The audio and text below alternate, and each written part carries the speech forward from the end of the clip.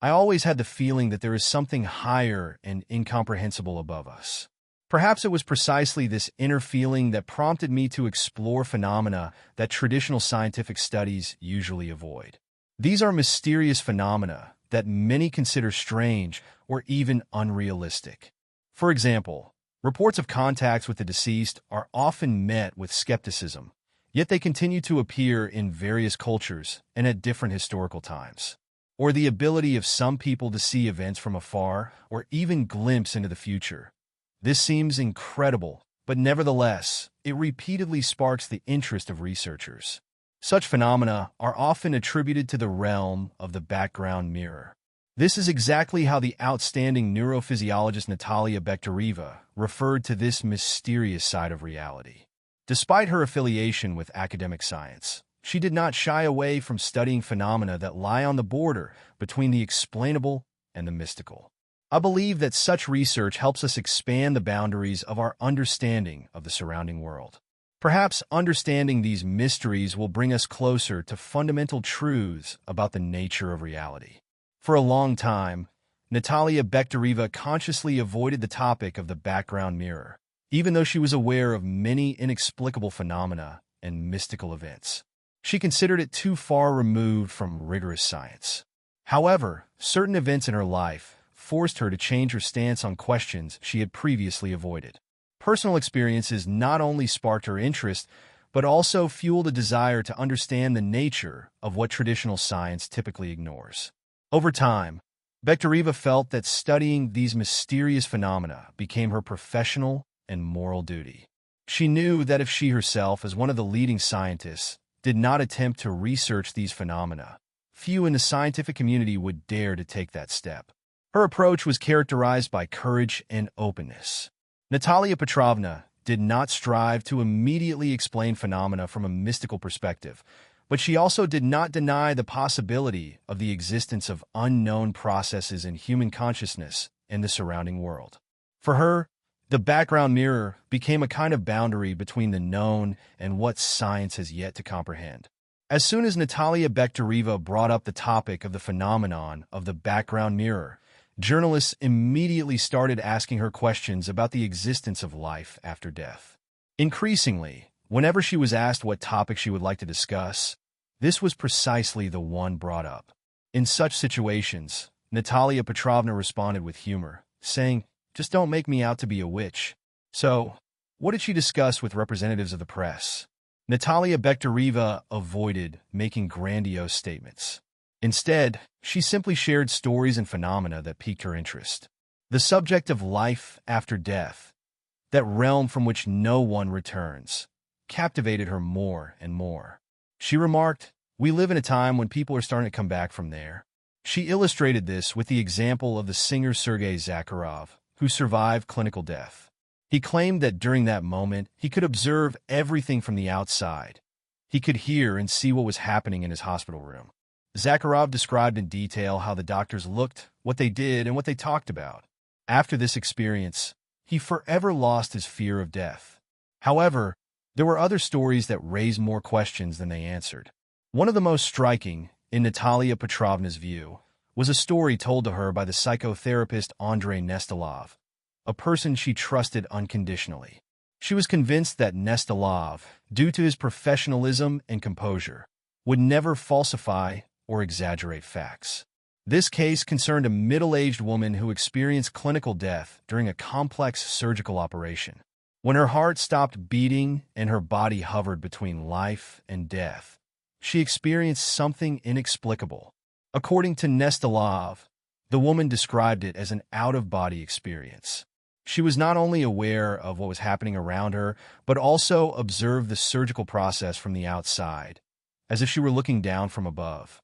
She described in detail what the doctors were doing, where the instruments were located, and even recounted dialogues that took place in the operating room. After the successful completion of the operation, the woman shared her experience with the doctors. This case left a profound impression on Natalia Bekhtereva. It became one of the examples that repeatedly made her ponder the mysteries of the human brain and the delicate boundary that separates life from death. For Bekhtereva, such stories were not merely mysticism or fiction. She viewed them as significant phenomena that could provide insight into the nature of human consciousness. This case reinforced her belief that science should be prepared to investigate even the most incredible and unexplored aspects of human existence. In the case of the woman, everything ended fortunately. When she regained consciousness, she described a strange dream. Her vision was connected to the doctors in the operating room who were hastily working on her body. In that moment, she realized she had died. The woman became worried about her daughter, and as she thought of her, she suddenly found herself at home.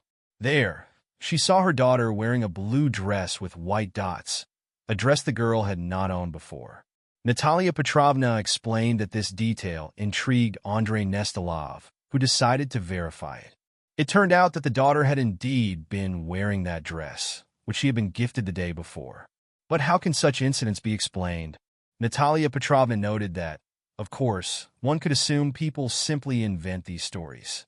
However, this raises the question, why would they do so? This question becomes even more pertinent when considering that such deviations could easily land someone in a psychiatric clinic, from which it is far more challenging to get out than to get in. The label of being mentally ill remains for life, and as is well known, only individuals in creative professions tend to be less fearful of such judgments. She pondered, is the out-of-body experience truly an exit, or is it merely the dying brain? This is a complex question, and perhaps an answer could be found by studying other equally astonishing and peculiar phenomena, such as the background mirror phenomenon. Natalya Bekhtereva herself encountered background mirror phenomena in her own life. The first occurred during her early childhood, on December 24, 1927. Little Natalia was decorating the Christmas tree with her father. He placed a figurine of Father Frost on the tree and lit candles above it. She described the moment as follows. I remember well how my father, after this moment, anxiously called my mother. When she entered the room, he said, Zinaka, look, when I lit the candles, Father Frost looked like my father. At that moment, the phone rang. The call was from Moscow, bringing the news of her grandfather Vladimir's death. It was 9 o'clock in the evening. Natalya Bekhtereva referred to this as the incident. Later, when the Christmas tree was dismantled, her father no longer saw the resemblance between the Father Frost figurine and his own father, as he had on that fateful evening. Many years later, Natalya Bekhtereva witnessed other strange events related to the loss of loved ones. According to her, under the influence of social and personal stress factors, she developed a trait that initially seemed like a symptom of illness.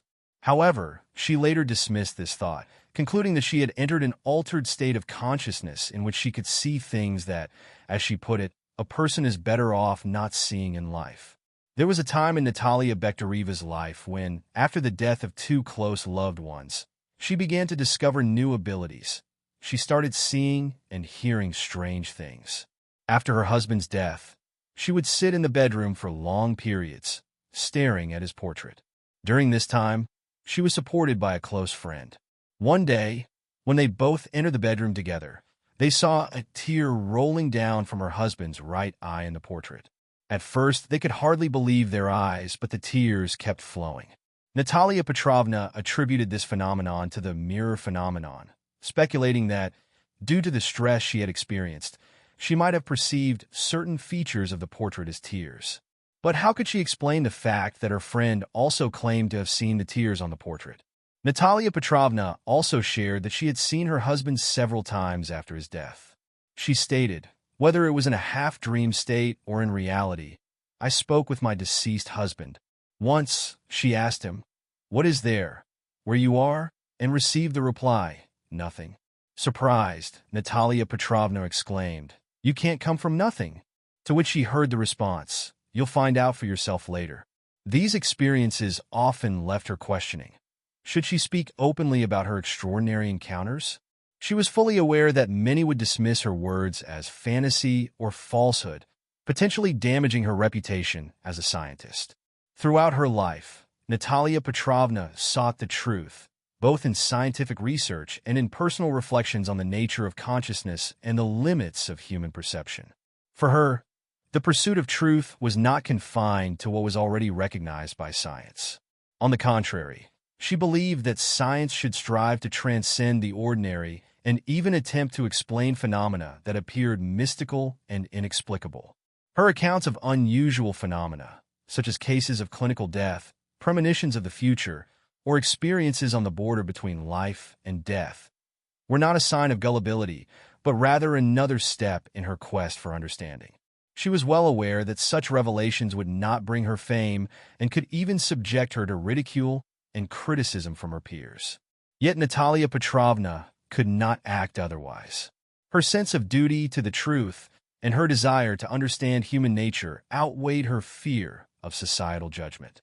She believed that withholding such stories would deprive science of the opportunity to approach new discoveries. For this reason, she shared her experiences not out of a desire for sensationalism, but in the hope that one day science would find answers to questions that still seem inexplicable today. She said, "If I hadn't told this truth, I would have been in conflict with my conscience. When I started studying the mirror phenomena, they branded me as a witch. But as we delved into this field, we discovered many interesting things related to creativity and thinking. There are many facts that suggest this world exists. Is no one truly interested in this? Does no one need it?" These were the questions posed by Vladimir Safonov, a well-known clairvoyant who was deeply engaged with the phenomenon of the mirror realm, Zazerkali. His personality was shrouded in many mysteries that sparked both wonder and amazement. He possessed unique abilities. He could read minds, see the past, and glimpse the future of any person. Safonov claimed that with the proper knowledge, one could use the mirror realm to peer into the future. He said, "In my view, the phenomenon of the mirror realm exists. Through it, one can extract information about certain elements of the future. In my life, there have been several instances that one could only imagine in fantastical dreams. But all of it happened in reality." One of these instances occurred when Safonov was just 15 years old. During Christmas, he and his classmates decided to use a mirror ritual to glimpse their future partners. At the time, they considered it a joke, a game that only uneducated and naive people would take seriously. Nevertheless, they wanted to have fun. The classmates placed two mirrors opposite each other and lit candles.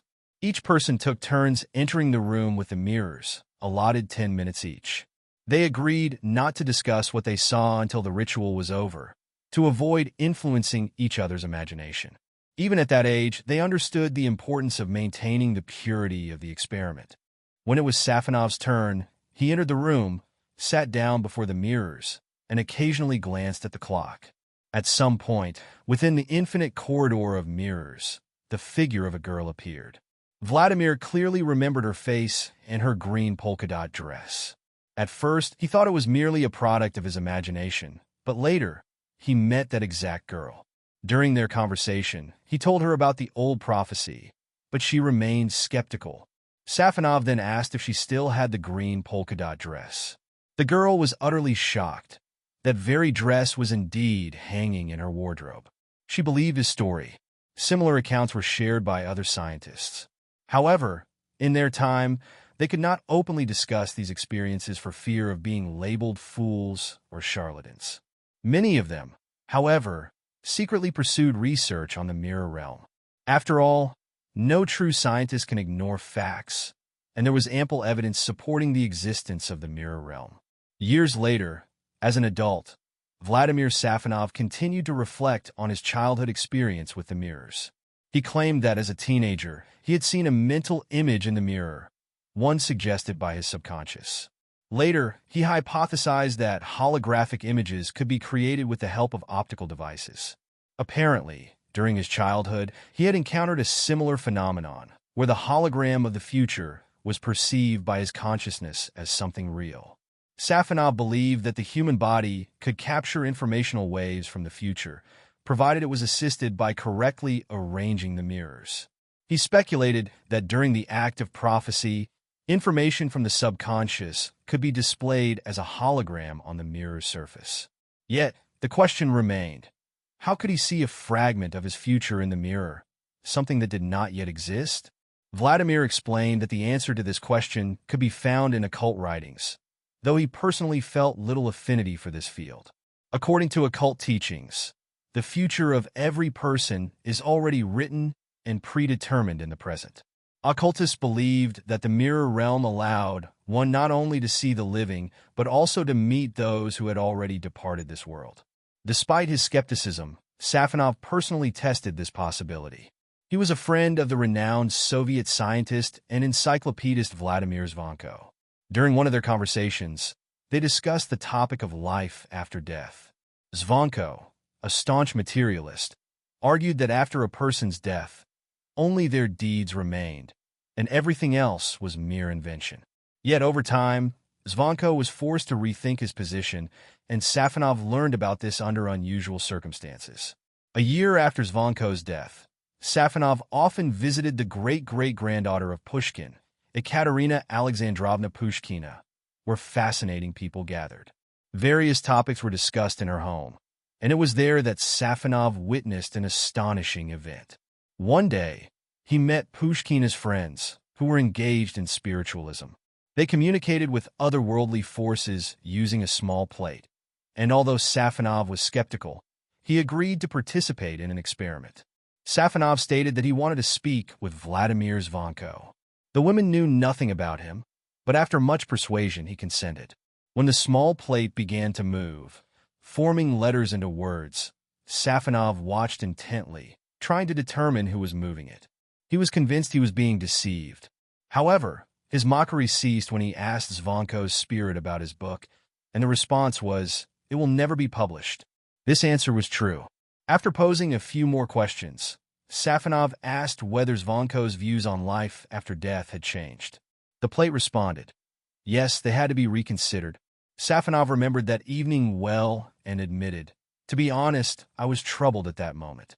None of the participants knew anything about the man whose spirit I had summoned. But the most astonishing thing was that the spirit's responses were entirely logical and aligned with reality. This story became yet another confirmation for Vladimir Safonov of the existence of the mirror realm phenomenon. He was convinced that, over time, science would explain this phenomenon and unravel many mysteries of the human psyche and the universe.